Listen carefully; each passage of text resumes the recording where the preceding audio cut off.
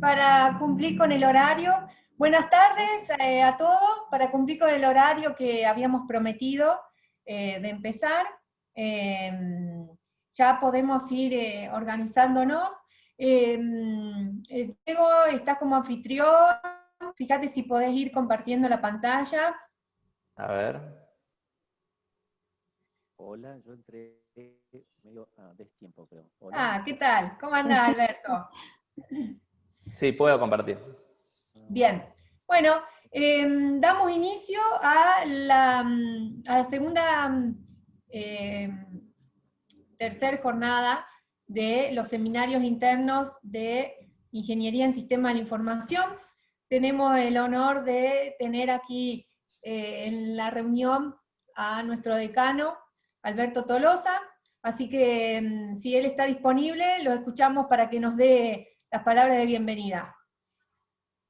Uy, sí, a mí se me fue la pantalla. Bueno, buenas tardes. Pido disculpas porque estaba en otra actividad, pero bueno, hubiese sido interesante escucharlos un ratito ante a la ingeniera Joana, al ingeniero, o en realidad sería al papá ingeniero Diego Coconi. Gracias. Y bueno, y a todo, por favor, y a todo el staff aquí, a Marisa, a Claudia, a Gabriel, que los veo.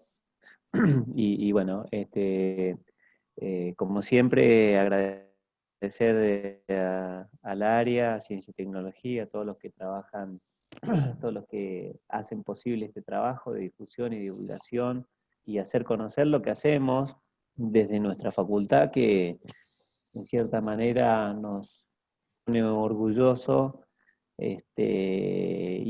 Hace unos días, o ayer, para ser más preciso, había una nota que me la pasó el profesor Pastore de Canal 4, sobre una nota que hizo con un funcionario del Ministerio de Ciencia y Tecnología de la provincia de Córdoba, y cuando el funcionario le hacía mención sobre el trabajo que se hacía con profesionales de San Francisco, y más precisamente con nombre y apellido de egresados y docentes de nuestra casa,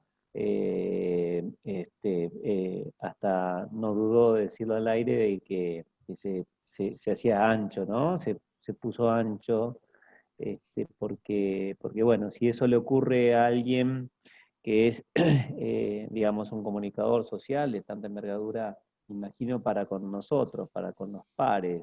Y eso está empezando a suceder que a medida que se va difundiendo y se va haciendo conocer lo que hacemos, empiezan las retribuciones, ese acompañamiento, esa valoración, esa puesta en valor de nuestras capacidades instaladas. Así que, por supuesto que es súper meritoria la actividad que hacen desde las distintas secretarías, divulgando y haciendo conocer lo que se hace dentro de la institución universitaria.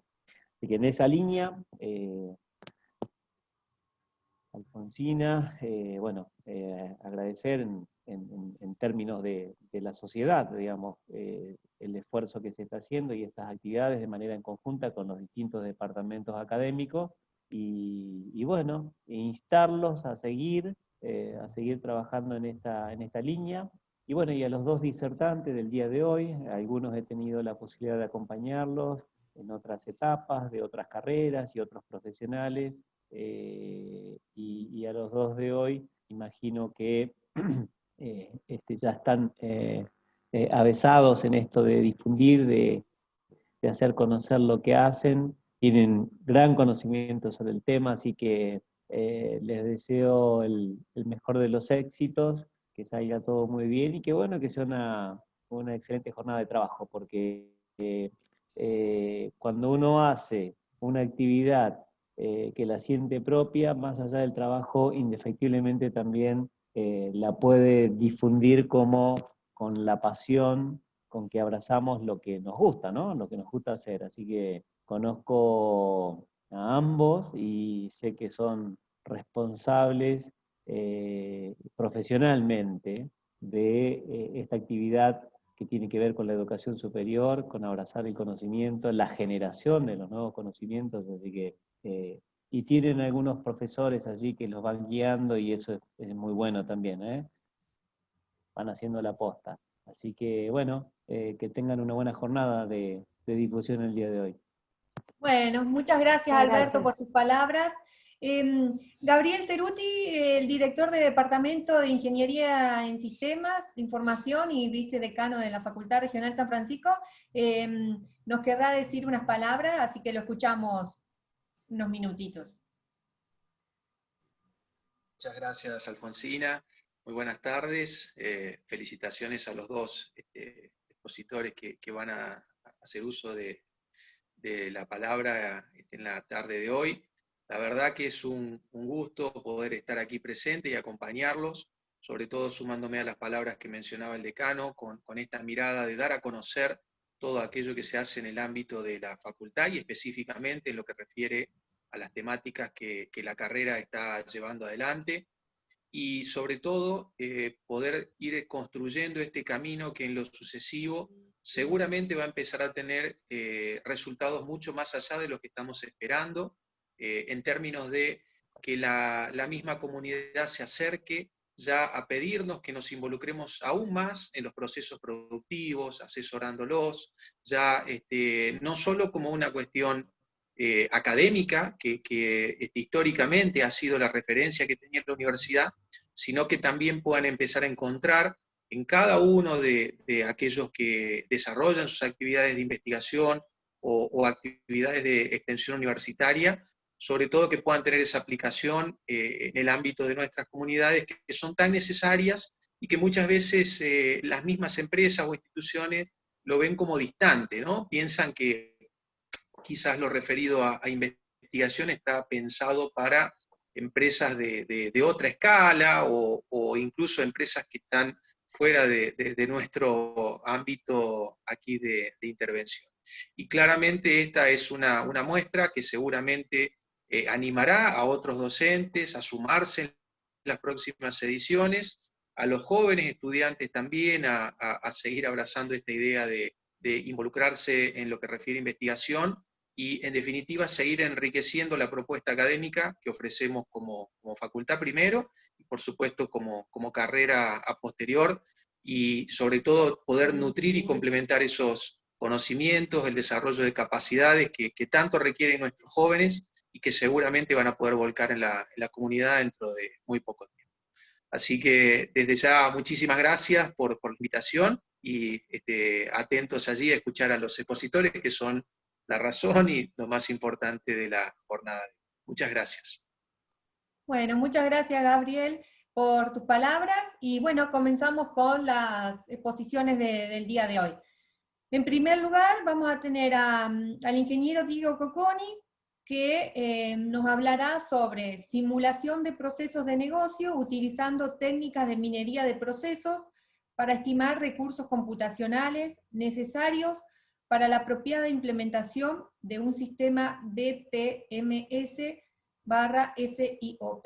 Así que bueno, lo escuchamos a Diego. Bueno, gracias a todos. Buenas tardes primero. Nosotros somos del grupo de gestión por procesos, que nuestra directora es Marisa Pérez. Ellos ya estuvieron incluso en la charla anterior comentando un poco las actividades nuestras, los temas sobre los que estamos trabajando y las transferencias que se suelen hacer también. Y así que a mí me quedó un poco ir a algo concreto que es, bueno, lo que mostramos en algunos de los congresos que participamos, especialmente el del año pasado, en La Matanza, el CONAICI, en el que se nos planteó un problema que teníamos desde hace un tiempo y bueno, lo materializamos a través de esta publicación. Tiene un nombre medio largo, pero bueno, no es tan dramático, digámosle. Porque estamos trabajando, o estábamos en ese momento trabajando más que todo, con simulación de procesos de negocio. Para otras cuestiones, y vimos que, bueno, se nos planteó justo una necesidad, y dijimos, bueno, podemos usar la simulación que estamos trabajando para resolver esta cuestión. Por eso surge ahí lo que es minería de procesos, porque estábamos también en ese tema. Puntualmente se nos planteó una necesidad concreta de decir, bueno, necesitamos trabajar en una organización, implementar procesos de negocio en una organización, y qué sería lo más apropiado hacer en términos de implementación. O sea, decir, bueno, voy a implementar tal solución software.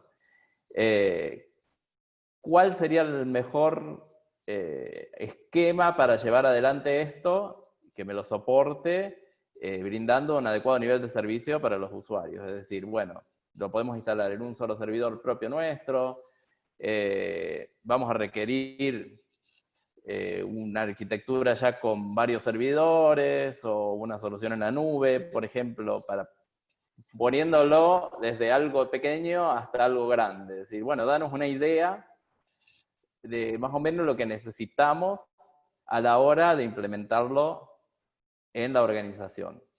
Por eso realizamos simulación, para más o menos tener una idea de lo que vamos a necesitar. A ver si no se mueve. Ahí.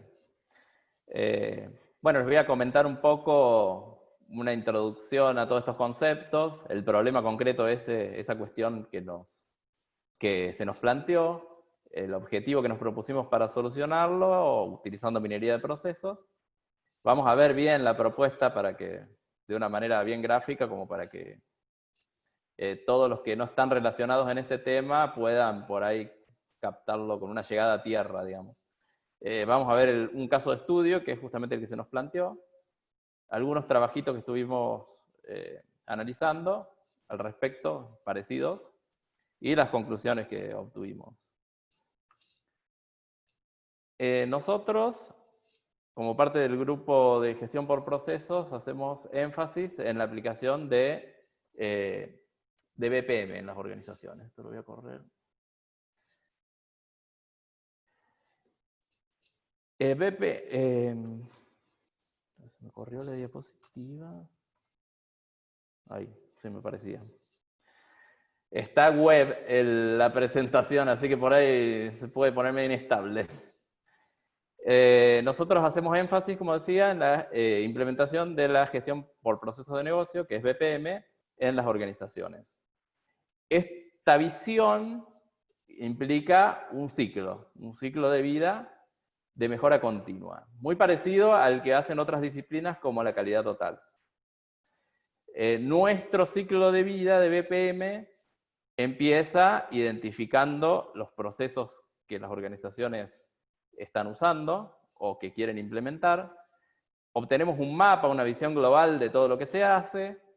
Después nos metemos adentro del mapa, descubriendo los procesos ya detalladamente, y van surgiendo modelos. Desde esa vista global grande, van surgiendo modelos de cómo se hacen las cosas, que son los modelos de proceso de negocio. Luego a esos modelos los podemos analizar para ver si podemos mejorarlos, los podemos validar para ver si son correctos o no, porque a veces pueden llevar a situaciones que no son viables o ineficientes. Y bueno, acá arranca un poco lo que es el tema de simulación. Podemos simularlos. Después de que analizamos y vemos algunas cuestiones, podemos mejorarlos con un diseño, un rediseño, y obtener otra vez un modelo un poco mejor, un modelo mejorado, digámosle, el cual podemos llevar a implementar con la herramienta de software que cuente la organización. Y después monitoreamos cómo se desempeñó la ejecución de todos los procesos, y podemos hacer una evaluación ya no en términos de simulación, que la simulación sería como algo previo, sino ya algo palpable que ya se ejecutó, y podemos ver realmente si se desempeñó como esperábamos o no.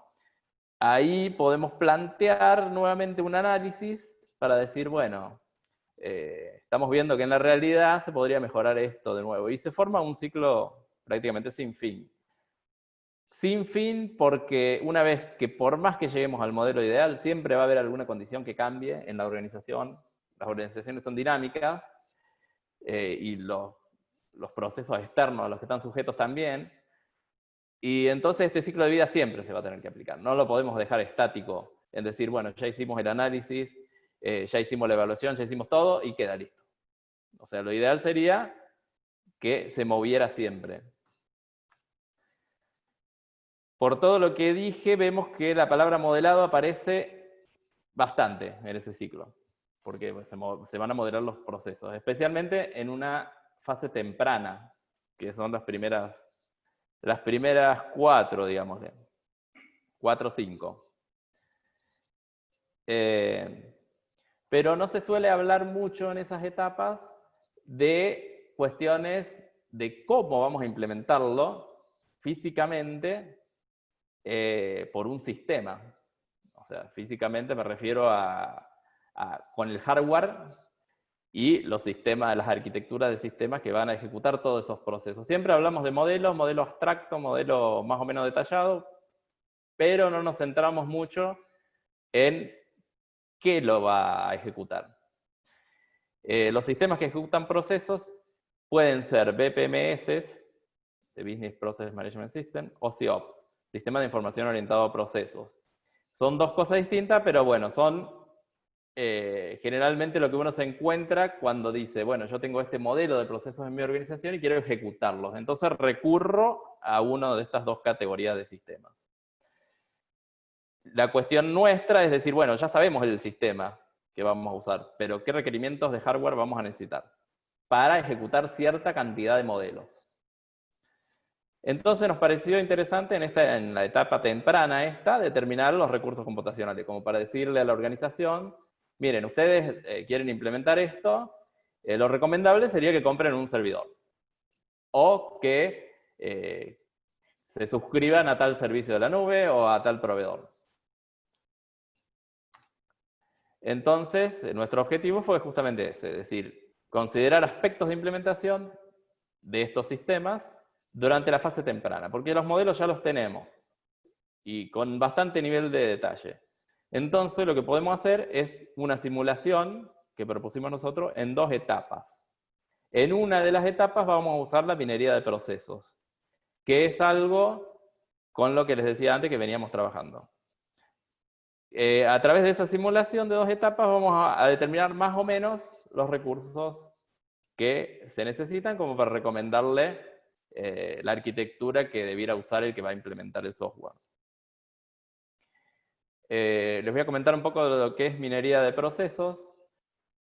Está muy relacionada a otra disciplina que es la minería de datos, pero centrada en lo que es workflows. O sea, vamos a hacer como minería de datos, pero sobre procesos que se ejecutaron. ¿Por qué? Porque los sistemas que lo van a ejecutar a los procesos nos van a registrar un montón de información. O sea, van a ejecutar en qué momento se hizo tal cosa, cuánto duró tal cosa. Y a través de esto vamos a poder hacer tres niveles de actividades, digamos, con esa información. Que ya los voy a describir después, que son el entender, monitorear y analizar o mejorar. Como les decía antes, bueno, el punto de partida para todo esto es algo ya ejecutado. O sea, el sistema me ejecutó tal modelo. Entonces, yo voy a tener un montón de información sobre esa ejecución. Incluso recursos, que usó una actividad, tiempos que demoraron las cosas, datos que están asociados a lo que se hizo. Los 3 niveles, eso que yo les comentaba, tienen que ver un poco acá gráficamente, porque lo que nosotros partimos generalmente es de un modelo de procesos, como el que le comentaba antes. El modelo de procesos va a contener una descripción de todas las actividades, eventos,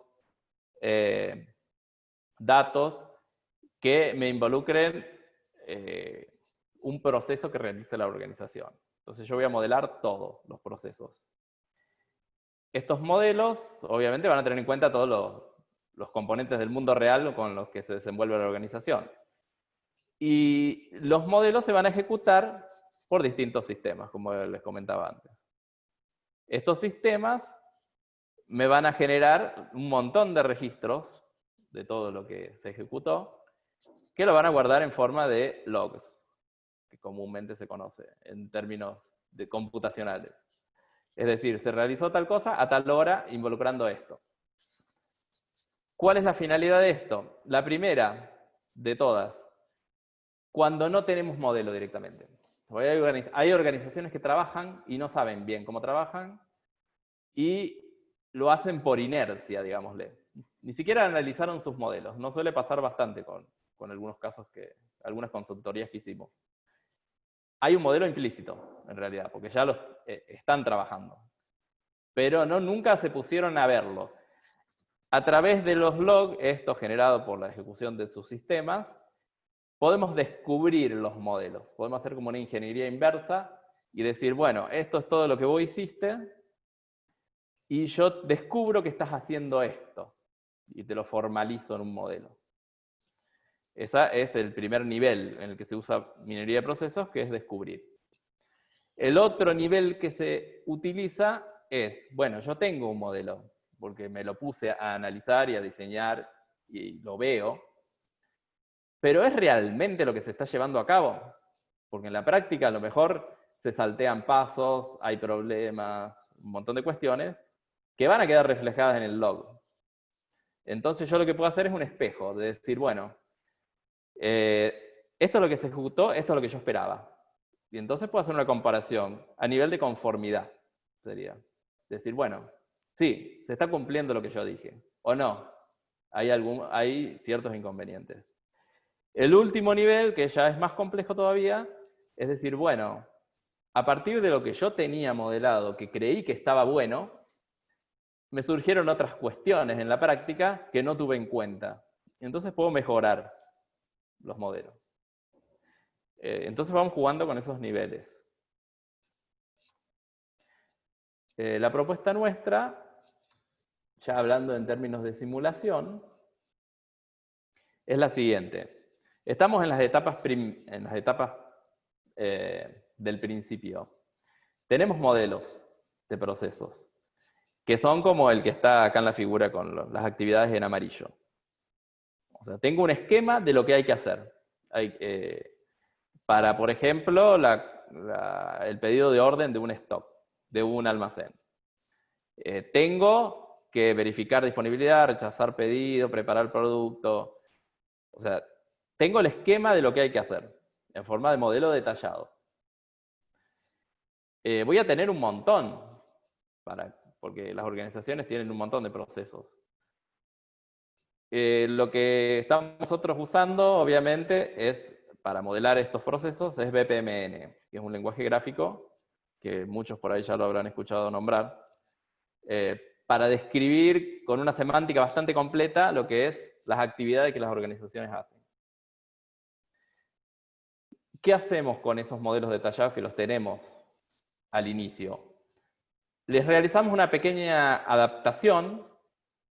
¿Para qué? Para poderlos volver lo suficientemente simples. Como BPMN tiene muchos constructores complejos, son difíciles de simular, o es difícil encontrar un simulador que considere todos. Entonces nosotros lo que agarramos es, tomamos un modelo, lo simplificamos al mínimo, manteniendo lo que la organización quería hacer, obviamente. Y lo colocamos en un simulador de procesos de negocio. Este simulador, ¿qué va a hacer? Me va a tomar el modelo que yo le dije de lo que hay que hacer y me va a generar todas las instancias que yo le crea convenientes. Por ejemplo, le digo, bueno, este modelo hay que ejecutarlo 20 veces en el día. Mostrame los diferentes caminos que van tomando las ejecuciones. Y entonces vamos teniendo un montón de instancias, que son datos, ya datos concretos de lo que se hizo. Como si los estuviera ejecutando un sistema real, como si lo estuviera ejecutando un ERP real. Lo que hacemos a partir de este simulador que utilizamos nosotros, que se llama BIM, es tomar todos los registros que él nos generó como si los hubiera ejecutado. Eso es la materia de datos que nos sirve para la segunda simulación. ¿Por qué? Porque esto que se ejecutó, diciéndole en tantos días, con actividades que demoran tanto tiempo, que involucran tales recursos, es lo que realmente se va a llevar en la vida real. Entonces, hacemos una segunda simulación con esos datos, ya sobre los recursos computacionales que nosotros le especifiquemos. Decimos, bueno, acá tenemos toda esta carga que se generó. Simulámela sobre este hardware. Acá ya sí tuvimos que recurrir a un simulador que estuvimos desarrollando para otras cuestiones también, que nos permite hacer eso, justamente cargar todos los registros de todo lo que se hizo en la primera simulación para decirle, bueno, lo voy a ejecutar sobre un servidor. Ese simulador utiliza mecanismos de minería de procesos, que no tiene mucho sentido detallarlos acá, sino solo saber que el simulador los utiliza. Los utiliza para hacerle creer a un servidor que está ejecutando toda esa carga. Y de ahí sacamos indicadores, obviamente. Decimos, bueno, considerando un servidor con tanta memoria, tanto disco, tanta CPU, hubo tal performance. O sea, los procesos se demoraron un montón, se encolaron muchísimo, no alcanza ese perfil de servidor, y con el otro perfil que probaste se desempeñaron mejor. Y así podemos probar distintos perfiles para ver cómo nos va dando. El caso concreto que tomamos fue una implementación BPMN que hicimos en la Secretaría de Extensión y Cultura, en el que habíamos modelado hicimos todo el ciclo de vida ese, que yo les comentaba al principio. Generamos 9 modelos de procesos de lo que ellos hacen en la Secretaría de Extensión y Cultura. A partir de esos 9, hicimos 4 simplificados. 14 simplificados, perdón. Que, como yo les comentaba antes, le sacamos todo lo complicado para que el simulador BIM, por ejemplo, nos pueda generar toda la carga esa de trabajo. Generamos 368 instancias, o sea, 368 ejecuciones de esos 14 modelos. Eso equivale a más o menos un día de trabajo en la Secretaría de Extensión y Cultura. Un día de trabajo sobrecargado ejecutando todos los procesos que hacen, que no va a pasar nunca, porque hay procesos que tienen fechas, no se pueden superponer simultáneamente, pero no importa, lo hicimos para que se vea que está un día súper recargado. Lo probamos con 2 alternativas de configuración de hardware, en este caso. 2 servidores normales, o sea, servidores físicos, no virtualizados.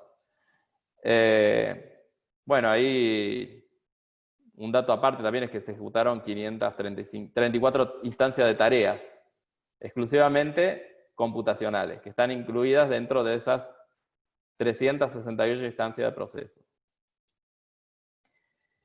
Este, por ejemplo, es un modelo de la CEU, que tomamos de ese modelo detallado, de esa arquitectura detallada que yo les describía. Viéndolo, por ahí uno que no está familiarizado, hay ciertos constructores que parecen raros en un diagrama de flujo, digamos, como este rombito con el hexágono, que es un gateway basado en eventos. Este tipo de constructor es muy difícil de simular por BIM, por ejemplo. Entonces nosotros hicimos esa transformación al modelo más sencillo, que es este, que representa lo mismo, pero tiene constructores más simples. Incluso le tuvimos que agregar cosas de ejecución. Por ejemplo, cuánto va a durar cada cosa, cada tarea, cada actividad, las probabilidades de los distintos flujos, porque yo, por ejemplo, acá en el constructor que dice XOR 1, voy a tener que elegir entre uno de 4 caminos. Entonces hay que especificarle las probabilidades de cada camino. Esto es lo que va a tomar el simulador, el primer simulador. Luego me va a generar todos los registros de la ejecución de esto. Por ejemplo, yo le digo, hay que ejecutar esto 10 veces al día, con estas condiciones. Bueno, me devuelve los registros de las 10 ejecuciones. ¿Cuánto duró cada tarea? Porque cada duración tiene una distribución de probabilidad. Cada de bifurcación también tiene probabilidad. Bueno, dame los datos de cómo fue. Después eso lo ejecutamos en el segundo simulador, en el que decimos, bueno, acá tenemos la carga que nos generó el primer simulador. Ejecuta toda esa carga sobre el servidor 1, que es un perfil ficticio, de un servidor con 2 CPUs, 2200 mega instrucciones por segundo, tanto de RAM. Y en el servidor 2, que ya tiene una diferencia, tiene 2 CPUs más que el primero, o sea que es más poderoso que el primero. Y ahí ya vemos cómo nos fue. Por ejemplo, para el primero, que era el que tenía 2 núcleos, esa carga que nosotros le dimos, vimos que nos traía cierto retraso, cierta mala performance. ¿Por qué? Porque vimos que el promedio de tiempo que las tareas se excedieron es un número que para nosotros es considerable. Serían 3,72 segundos. Y vemos que si bien la mayoría de las tareas no demora tanto, en el segundo rectángulo rojo, porque se ubican entre el 0 y el 10% de lo que deberían haber durado, con la otra configuración vemos que las tareas no se excedieron directamente. O sea, 0 tareas duraron más de lo que deberían. Se ejecutaron todas a tiempo. Y obviamente, lógicamente, se van a ubicar en la fila de arriba de las que exceden entre 0 y 10%, o sea que estuvieran todas a tiempo, casi el 100%. O sea, esto nos muestra que el servidor 2 es más adecuado para esa carga que el servidor 1. De todos modos, ya vimos, como conclusión, digamos que un servidor físico era suficiente para ejecutar todo eso. Esto también se puede trasladar a decir, bueno, un servidor virtual con las mismas condiciones que el segundo, también sería adecuado. Ya es excesivo recurrir a una solución a la nube, por ejemplo. Bueno, acá tenemos la performance, como no fue, el uso, en este caso es el uso del CPU. Con la primera configuración está bastante saturado, por eso nos da que hay esa demora que yo les comentaba. Si le agregamos si evaluamos el segundo servidor, ya está mucho más relajado. O sea, puede manejar la capacidad de trabajo mucho más distendido.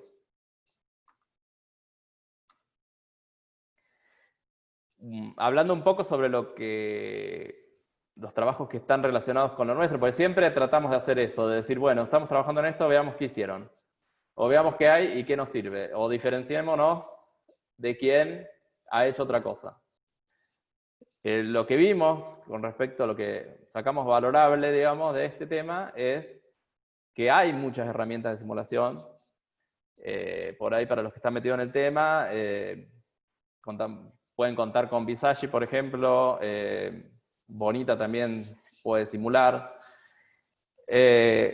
Si tienen estas capacidades de simulación, pero en general no son para esto que lo vimos nosotros ahora, que es para decir, bueno, me va a consumir tantos recursos, sino para verificar y validar los modelos. O sea, simulan para ver si los modelos son correctos, no para ver cómo se hubieran ejecutado en un sistema real. Cuando surgió BPMN, fue posible hacer la representación de llamadas a servicios de sistema y asociar recursos al modelo. Pero se queda corto porque su principal motivación es evidentemente modelar el flujo de las actividades de un proceso, no tanto los recursos. O sea que tampoco es que cuando surgió BPMN pudimos simular más cosas. Entonces, bueno, vimos que valió la pena en el segundo simulador, más que todo, porque lo tuvimos que desarrollar nosotros, en el que sí tenga en cuenta la carga computacional para las tareas. Vimos que otros incursionaron un poco en eso también, pero no nos gustó porque para asociar la carga al modelo, extendían BPMN agregándole metamodelos y constructores que ya no son estándar. O sea, lo que preferimos nosotros es decir, bueno, vamos al estándar, entonces, ¿qué opción tenemos? Tomamos el modelo y lo hacemos más simple, más simplificado, y con eso lo simulamos. No recurrimos a estrategias complejas como las que hace esta gente, por ejemplo, que les comentaba. Lo que vimos es que, bueno, nos gustó realmente cómo enfocamos el tema, nos sirvió bastante, porque nos dio una estimación bastante concreta de algo que estaba en el aire, digamos, porque no sabíamos. Es decir, ¿cuánto le costará a esta gente ejecutar todo esto? Bueno, pudimos decir, con datos, con hechos concretos, digamos, bueno, con este perfil de hardware, ustedes no van a tener problema. O sea, lo probamos convenientemente con este caso de estudio, digamos, quedamos bastante conformes con los resultados. Bueno, teníamos una serie de próximos pasos, que a lo mejor los vamos a concretar, no sé, ahora está complicado. Que es, bueno, probar distintos mecanismos de distintos algoritmos de minería de procesos, porque usamos uno solo nomás, para realizar la segunda simulación, que puedan detectar mejores relaciones entre las tareas que se van a simular sobre el hardware. O sea, usamos un mecanismo muy básico para hacerlo ahora, pero es extensible a distintas variantes. Nos gustaría probar con otras más exactas. Y bueno, también surgió la posibilidad de automatizar esta generación de modelos simplificados, que no sea tan manual. Como vieron en este proceso de pasar de este modelo a este es muy manual, porque tuvimos que construir nosotros el modelo, establecer a mano las probabilidades, las duraciones, etc. Consideramos que a lo mejor hay una forma de hacerlo más automáticamente, que podríamos implementar como un trabajo futuro. Bueno, eso sería todo. No sé si tienen alguna duda. ¿Se entendió más o menos? Bueno, muchas gracias, Diego, por tu presentación. Se nota que hay mucho trabajo detrás. ¿Alguna consulta? Vos hablas de servidores. ¿Qué diferencia hay? Disculpa mi falta de conocimiento. No, está bien, está bien. ¿Eso no se puede hacer con PC? En lugar de servidores, usar una computadora común, o qué requerimientos necesitaría una computadora para usar todo ese proceso que ustedes realizan? ¿Qué requerimientos mínimos de una computadora necesito? ¿Cuántos RAM, cuántos gigas, qué Intel Core? Claro, justamente, o sea, esos perfiles, por ahí yo hablo de servidores porque me refiero a que estos sistemas generalmente no se ejecutan en una PC de usuario.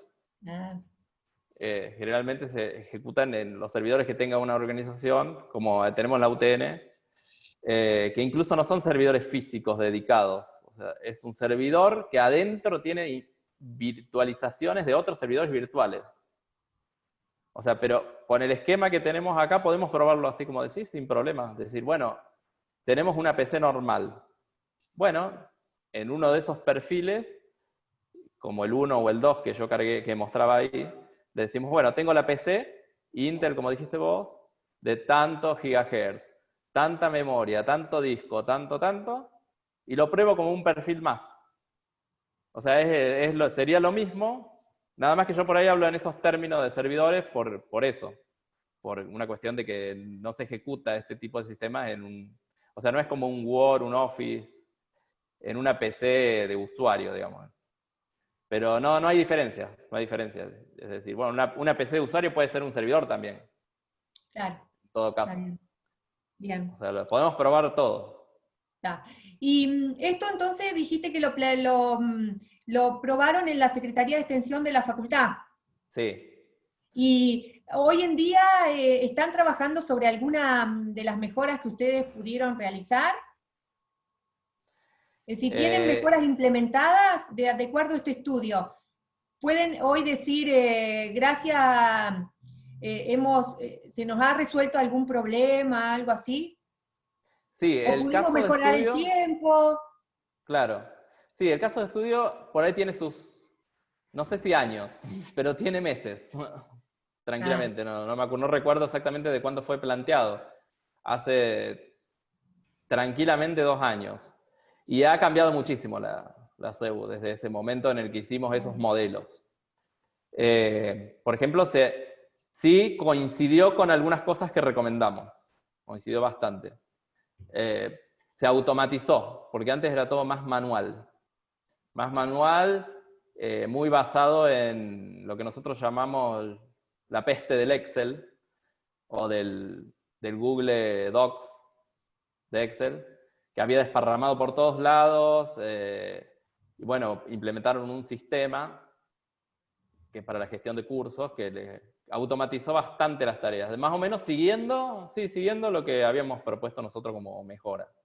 Ah, qué bueno. Bueno, eso es lo que nosotros quisiéramos. Ya lo mencionamos en la semana anterior, que si después tienen ganas de pasar por la Secretaría de Ciencia y Tecnología, nosotros también ahí somos fanáticos del Excel. Entonces tenemos Excel para todos Sí, los gustos, es una plaga. tamaño y cosas. Así que bueno, cuando ustedes tengan ganas y tiempo, otra tesis doctoral, si quieren proponerla, nosotros bienvenidos sea.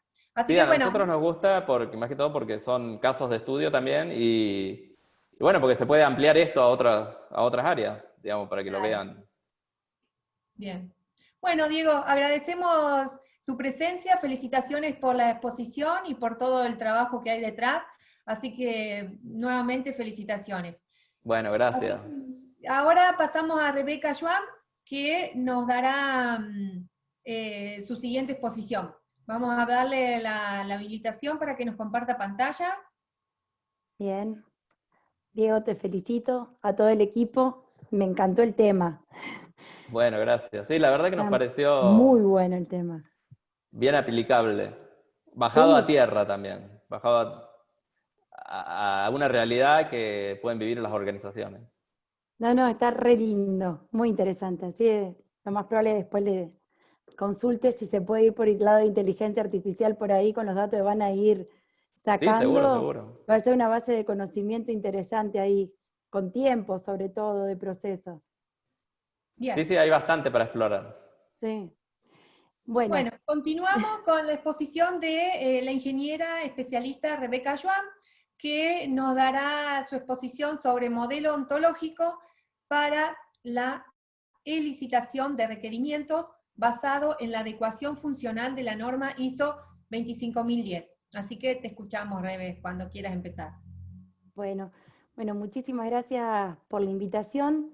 La propuesta que les traigo es mostrarles en qué estoy trabajando como proyecto de tesis para obtener el título de maestría en calidad de software a través del convenio que se hizo años atrás a la Universidad Nacional de San Luis para obtener el título de magíster en calidad de software.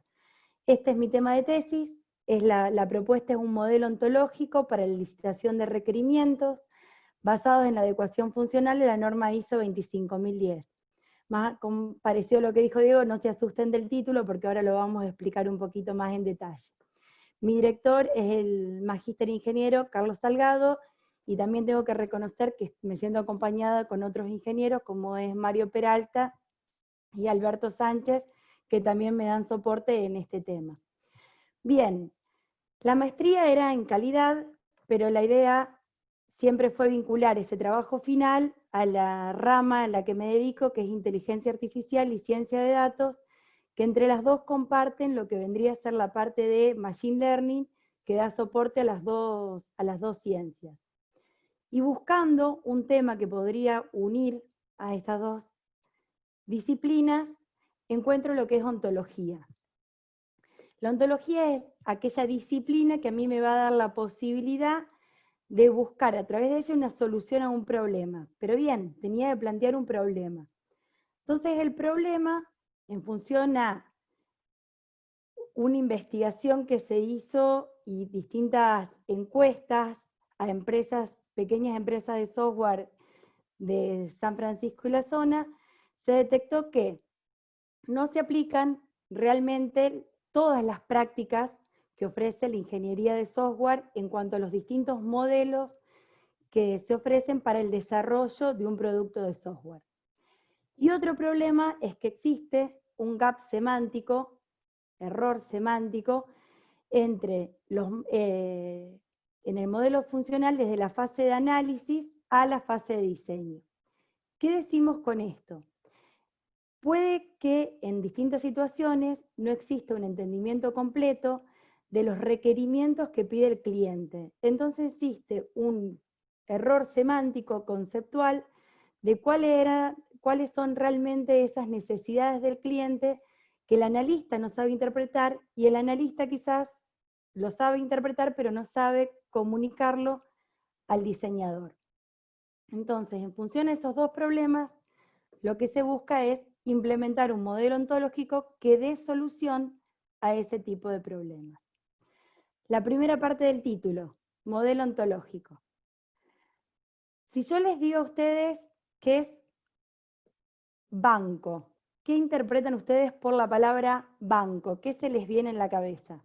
Vamos a hacerlo un poco más dinámico, a ver si, ya que somos poquitos, si les digo la palabra banco, ¿qué se les viene a la cabeza?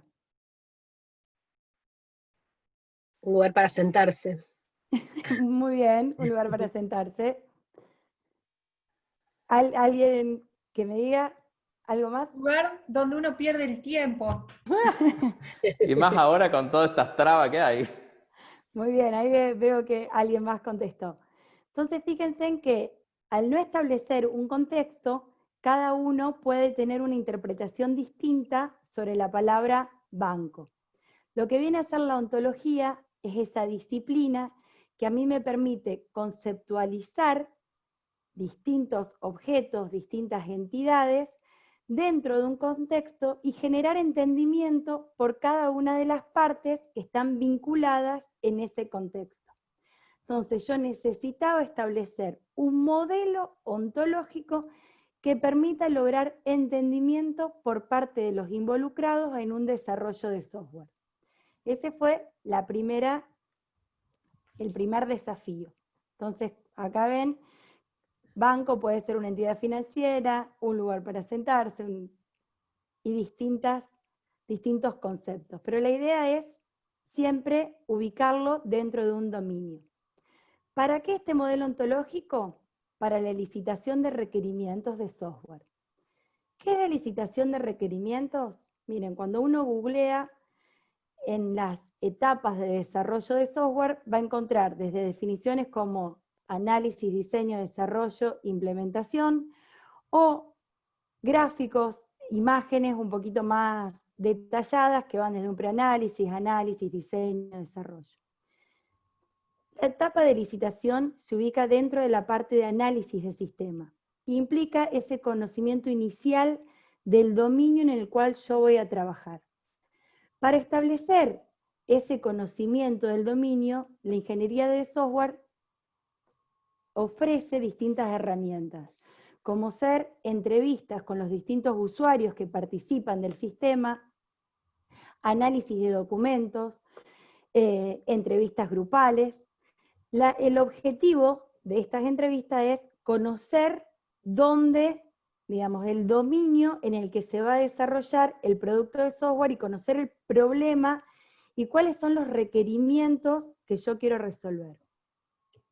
Entonces, esa es la etapa de licitación, pero como les dije antes, la maestría era en calidad de software, entonces yo tenía que ubicar la calidad dentro de lo que era mi solución. ¿Dónde lo ubico? Yo lo que necesito es que el modelo ontológico que propongo para la licitación de requerimientos logre demostrar todas las funciones que se tienen que cumplir, todas las tareas que se tienen que cumplir en ese producto de software. Para eso utilizo la norma ISO 25010, que habla de la funcionalidad y de la adecuación funcional, que es la que contempla que ese modelo que yo estoy proponiendo logre visualizar todas las funciones que mi cliente me pide. Cuando yo hablo de norma de calidad, la norma de calidad ISO 25000 es una guía, un lineamiento, lo que me establece la norma es una guía, un lineamiento que a mí me ayuda a entablar un camino para obtener calidad en mi producto de software. Esta familia de normas se compone por la ISO 25010, que habla del modelo de calidad del producto de software, de las mediciones, de la evaluación, y la norma ISO 25030 habla de los requisitos de calidad.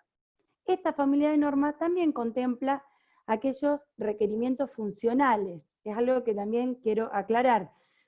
Yo trato de que mi modelo contemple aquellos requerimientos funcionales. No contempla restricciones.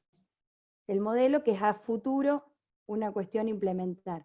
Habla solo de requerimientos funcionales.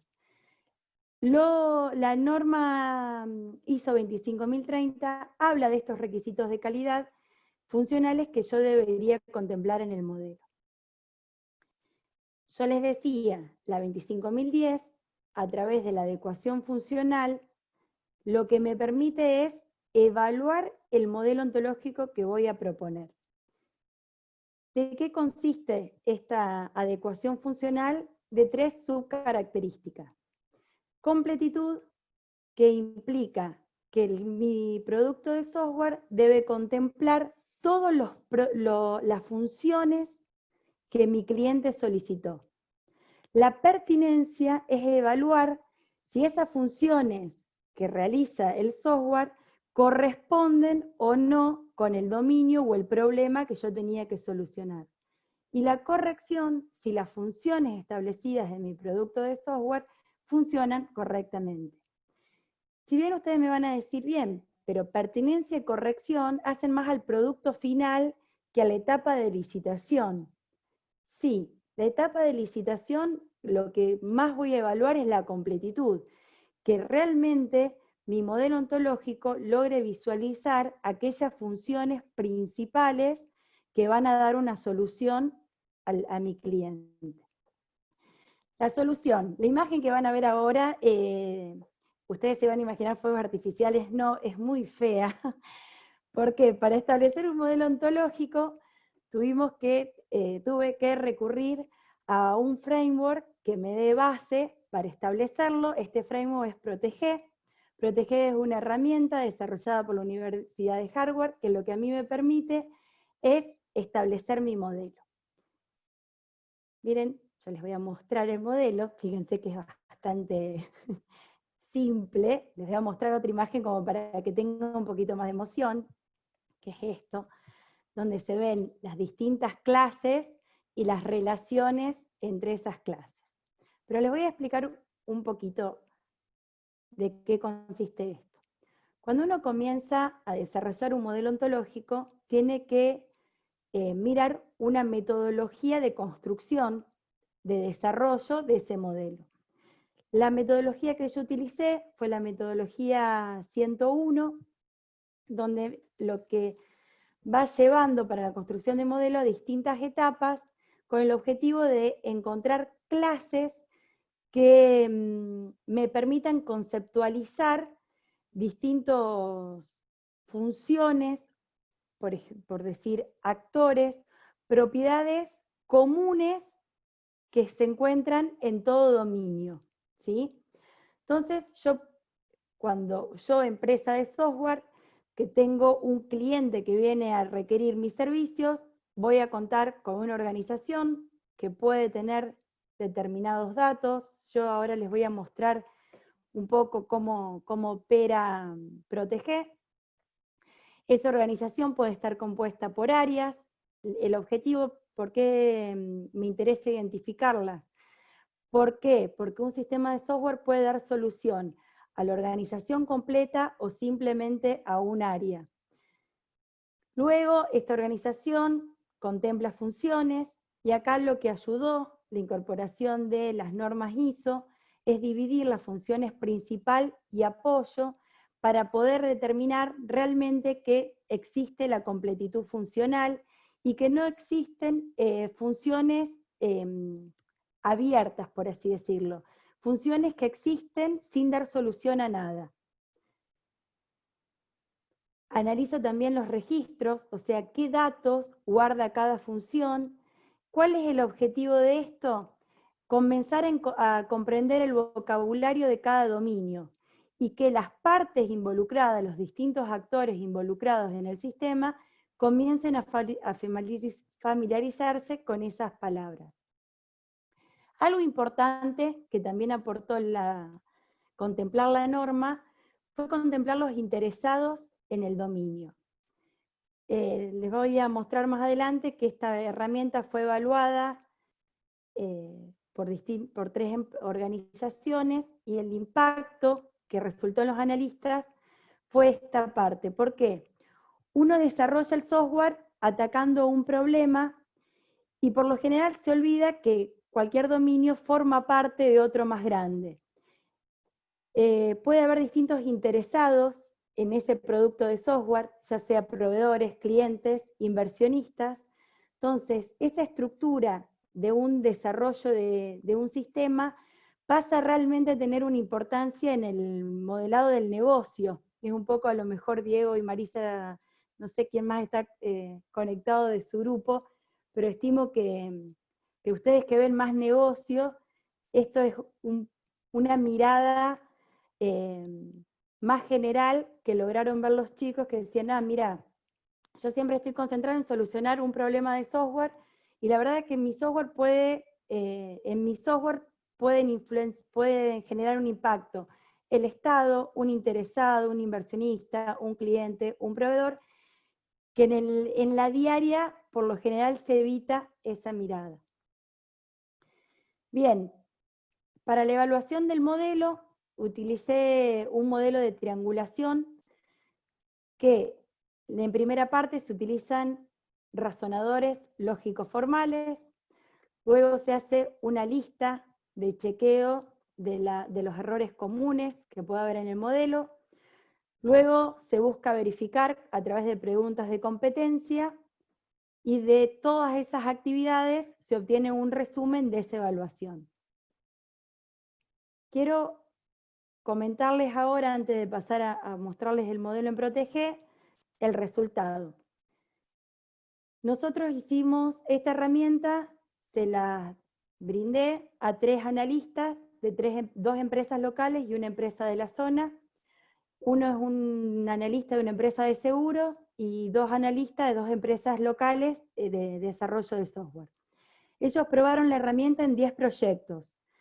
Fueron aplicaciones web, sistemas de logística, en una empresa de seguro, donde utilizó el modelo para los proyectos que a él le llegaban. Y dio una ponderación en función a estas referencias que yo establecí para analizar la herramienta que voy a proponer. ¿Qué es? Si existe referencia ontológica, ¿a qué vamos con esto? Al aplicar ontología, lo que se genera de la herramienta es una base de conocimiento. Y se generan estructuras formales que pueden dar, esas estructuras las puedo reutilizar en otros dominios parecidos a los que yo estoy trabajando. Luego, si logré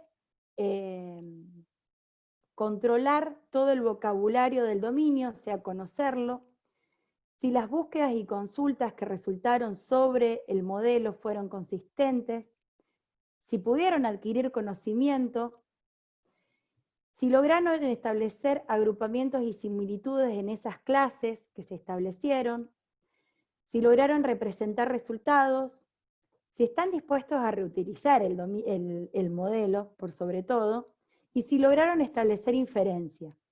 ¿Qué es inferir? Es obtener nuevo conocimiento, porque uno de los propósitos de la ontología es eso. Como se expresa en un lenguaje de formas, como la lógica, lo que yo puedo es inferir nuevo conocimiento.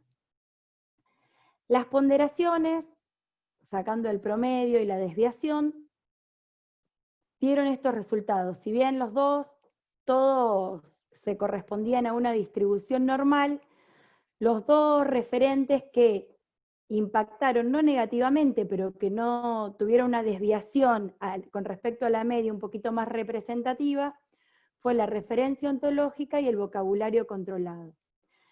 La referencia ontológica, la referencia ontológica, ¿qué pasa? En proyectos que son muy pequeños o muy particulares, por así decirlo, muy particulares o propios de la organización, que tienen una política muy particular, es muy difícil encontrar otras referencias ontológicas en la web que me sirvan a mí para ampliar el vocabulario y el conocimiento. Entonces, por ejemplo, pasó en esta empresa de seguros que fue probado, como tienen políticas muy particulares sobre el dominio en el que trabaja, era muy difícil ubicar en la web otras referencias ontológicas que sirvan para ampliar el vocabulario. Y vocabulario controlado pasó en otra organización donde tienen un sistema muy grande, un desarrollo muy grande, que era imposible que la herramienta soporte todo el vocabulario necesario para lograr un entendimiento compartido de qué debía cumplir el producto de software.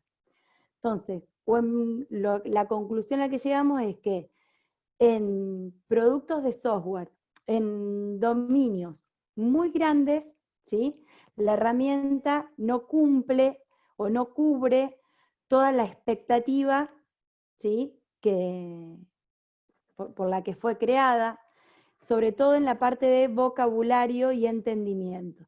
Y lo mismo pasa en dominios donde están controlados por una política muy particular y se habla como un vocabulario propio, por así decirlo, con funciones muy particulares a ese dominio.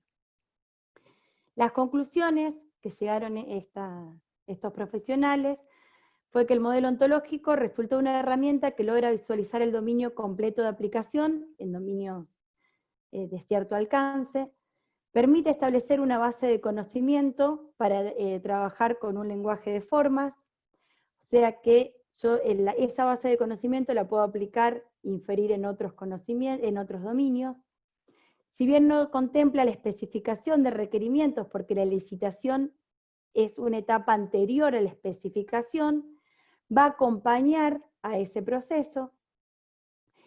Y también una ingeniera en testing observó la herramienta y lo que pudo apreciar de la herramienta es que le daba un entendimiento completo de cuál era el impacto que iba a tener el desarrollo de software en las distintas áreas de la organización. Entonces podía llegar a través de esa herramienta a tener una trazabilidad de cómo fue el requerimiento y de qué área lo solicitó. Me parece que lo que pude observar es que se visualizó el impacto de las funciones dentro de la organización, o sea, el producto de software a qué área iba a impactar, sobre qué funciones se iba a dar más importancia. Esas fueron las conclusiones en función a las pruebas que se hicieron sobre la herramienta. Pero les quiero mostrar, voy a dejarles de compartir pantalla y para cerrar nada más, no sé si había preguntas. Pagar cuentas no, dice Cari. Esperen que les quiero compartir Protege.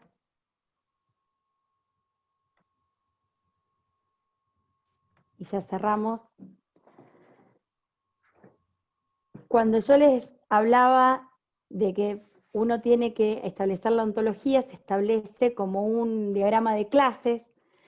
Sin embargo, dentro de la herramienta Protege, a mí lo que me permite es establecer distintas relaciones entre esas clases y poder visualizarla e ir jugando con la herramienta.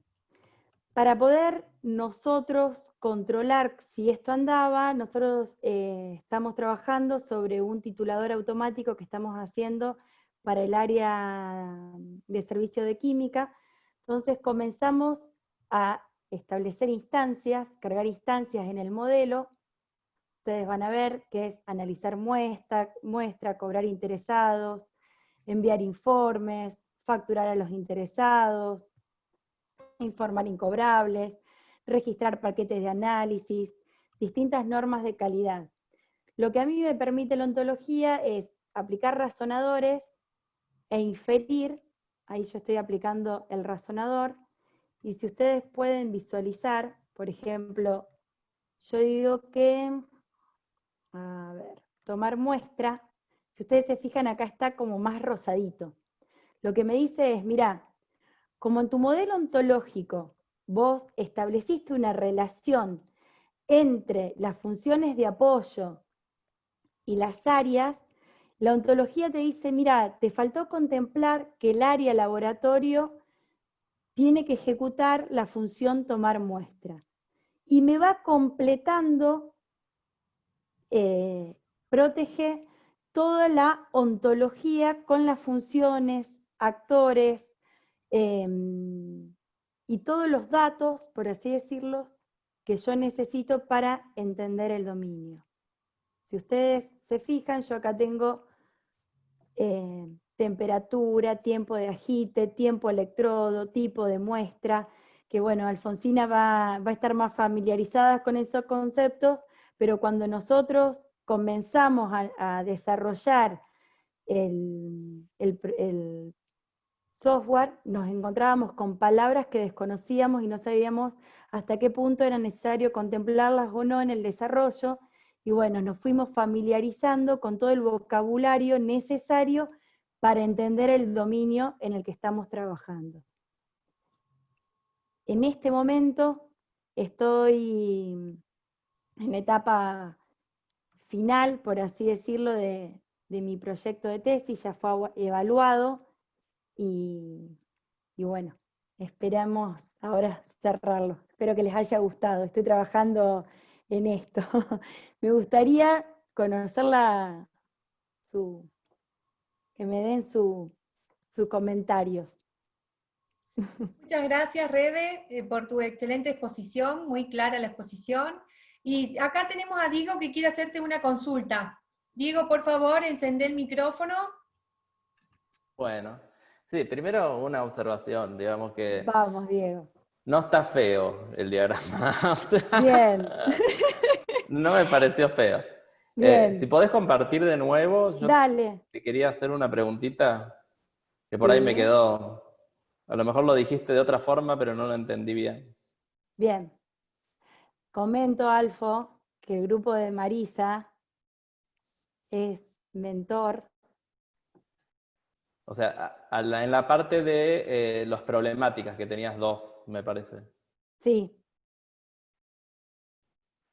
al principio. Acá. Ahí, Sí. esa. Sí, la segunda, la verdad que me pareció muy linda las conclusiones, digamos, que obtuviste, porque sí, siempre sabemos que existe ese gap semántico entre esas dos funciones, y es como que lo trataste de resolver con la ontología y la base de conocimiento, digamos, y sacaste conclusiones que están buenas para decir, no, esto no importa para resolver el gap, según lo que entendí yo, ¿no? Con las dos que mostraste que no fueron tan convincentes, digamos. Sí. Como que se nota que quisiste resolver el gap y sacaste unas conclusiones bastante interesantes, digamos. Y la primera es la que no entendí bien. Lo que pasa es... No, ¿qué pasó? Te cuento cómo fue. Yo establecí una encuesta en empresas desarrolladoras de software sobre qué modelos utilizaban para la parte de análisis de requerimientos. Y todas quedaron, la mayoría, en que lo único que establecen es, algunas y en algunos proyectos utilizan metodologías ágiles sacando historias de usuario, pocas aplican casos de uso, arman un diagrama de clases, pero que después no lo actualizan en el tiempo. O y sea, quedan ahí. claro, lo que Todas querés las decir herramientas es, que te da la ingeniería de software no utilizan nada. claro, o sea que no podrían usar lo tuyo porque ya no hacen ni siquiera eso, digamos. No podrían usar tu propuesta. Uy, ¿se cortó? Bueno, Rebe. Entrevistas, análisis de documentos, pero muy poco. Van directamente a un requerimiento crudo, lo pasan y bueno, después empiezan los problemas. Claro, y ahí, ¿se podría usar lo que vos proponés o no, en ese caso? Sí, mirá, Sí, bueno, Marisa creo que conoce a todos los con los que testé el sistema. Uno de los sistemas se testeó en una empresa de seguros muy grande de la zona, y ellos lo que veían es que, por ejemplo, nunca conocen quién es el que genera el requerimiento. Entonces, les cuesta hacer el seguimiento para poder ver que si el que generó el requerimiento, el software cumplía realmente con la necesidad, y esto es como que les abrió la cabeza de decir, mira, yo con esta herramienta podría descubrir de dónde empezó todo. claro, los salvaría como se podría salvarlos de esa precariedad que tienen. Exactamente. Ah. Sobre todo lo que más impactó también fue la parte de los interesados. Después, Protege tiene sus cosas para trabajarlo, ¿viste? No es tan simple, pero una vez que están las relaciones, después descargar las instancias y ya está. Entonces eso sí fue rápido. Bien. No, está bueno, está bueno. De como vos lo conociste, Diego. Y No, como sí, ustedes como que lo vimos un conocieron. poco nacer porque nos habías comentado qué te parecía. Y la verdad que sí, nos había parecido interesante. Pero bueno. Y ahora que lo vemos en la realidad, viste que cuando se ve palpable, se ve bien las conclusiones y Me el alegra efecto que que sean tiene. ustedes los que estén presentes, porque era un desafío para mí, ¿eh? Tenemos a Marisa Pérez que nos quiere hacer una consulta. Por favor, Marisa, Mari. encender el micrófono y realizala cuando quiera, un comentario. Y Rebe, un comentario, dos comentarios. Bien, dale. Uno, bueno, referido a esto que hablaban recién con respecto a la cuestión de los requerimientos, y bueno, nosotros lo estamos viendo en las ejecuciones de los proyectos finales, por ahí de la poca importancia que se les da o de la poca atención que se les presta. Y sobre todo pensando, bueno, vos cuando arrancaste mostraste un esquema bastante predictivo, siguiendo una metodología bastante tradicional, como en cascada, y pensando en alguna metodología ágil, cómo justamente aportaría esto, porque cuando en las instancias posteriores se vayan descubriendo nuevos requerimientos, ya habría como una base más sólida para encontrar los nuevos. Entonces me parece que es un aporte muy, muy importante para extracción de requerimientos y para todo lo que tenga que ver con la ingeniería de requerimientos en sí, que, bueno, en estos momentos, por esta cuestión de volcarse hacia las metodologías ágiles, hacia lo menos yéndose de lo predictivo, se están olvidando justamente de la importancia de los requerimientos.